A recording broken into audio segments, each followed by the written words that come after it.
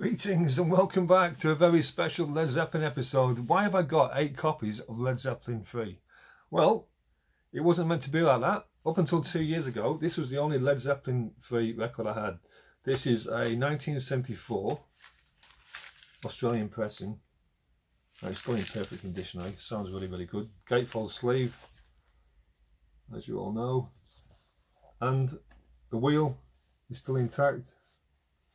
How it should be. Very nice indeed. And that was it. Led Zeppelin 3, happy with that. No need to get any more. Sweet as. Then one night on eBay, having a bit of a browse, came across this Yugoslavian pressing. I thought, well, I wouldn't mind a backup copy, eh? And Yugoslavian, that'd be quite interesting. And yeah, you can see there, Yugoslavia.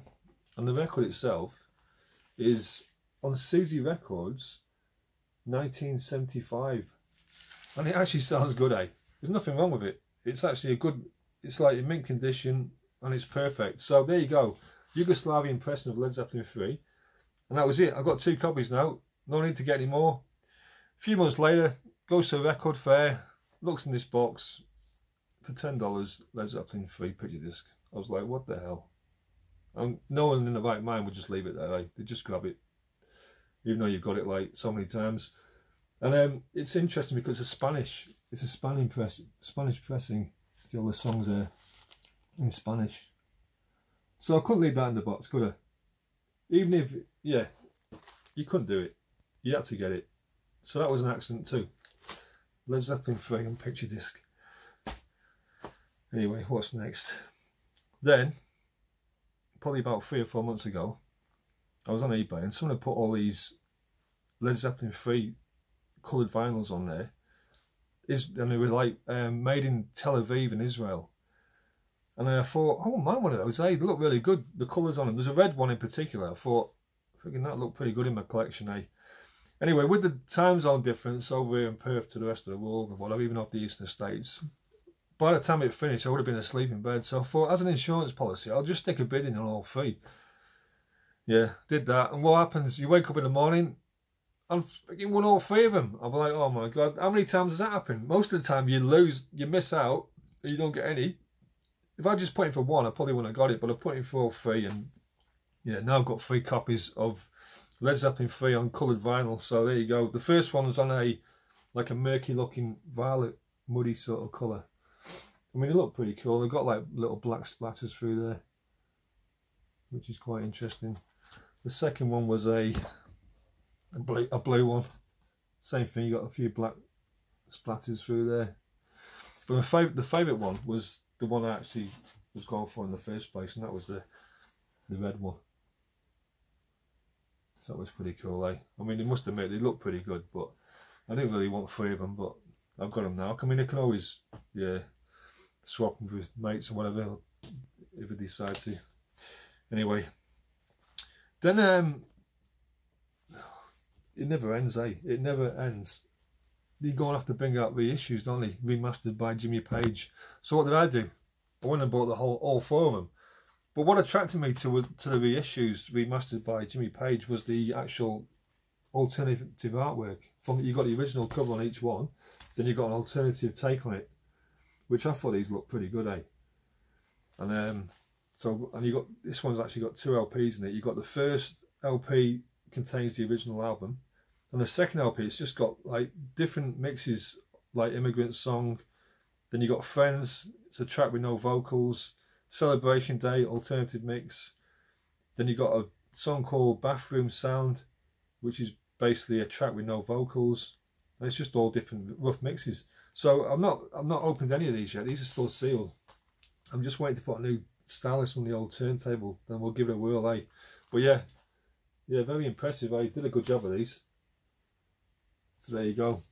Then number 8. This is a very interesting story attached to this. So we'll start with the cover. I was in the UK, I was in this record shop, and they had this Led Zeppelin made in Germany cover, no record in it, £2.50 I think it was. Cover was like perfect, eh? Like brand new. But I thought I'll get it. It's got the wheel works. Well, it needs a bit of oil. The wheel works perfectly. So I thought I'll get it, because you never know, you might come across another Led Zeppelin LP at some stage that will fit in there perfectly. So we'll just put that there to the side for a minute so you can just explain the next bit to you. A couple of years back, I was at a swap meet or car boot sale, whatever you want to call it, and I seen this in the box. I thought, well, I've not got many Beatles records. I'll take that, hey. So I grabbed it, took it home. Weeks went by, and I thought one night, I'll stick it on, hey. Stick a bit of Beatles on. And then I opened it up, and inside was this. I thought, that's a bit strange, eh? So I pops it on. Album starts, it's live. You got some guy talking about John. So I just figured it was Paul McCartney talking about John Lennon. So he was talking for a minute or so. Then the Immigrant song came on. I'm like, what the hell is it? I thought I'd gone through some sort of Twilight Zone, eh? So the Immigrant, I'm like, this is Led Zeppelin. So I continued to play it, and Stairway to Heaven came on. Then What Is and Should Never Be came on. That was the first side finished. Turned it over. Whole Lot of Love, Minnesota Blues, and the Lemon Song. I was like, I've just accidentally got hold of a Led Zeppelin live bootleg.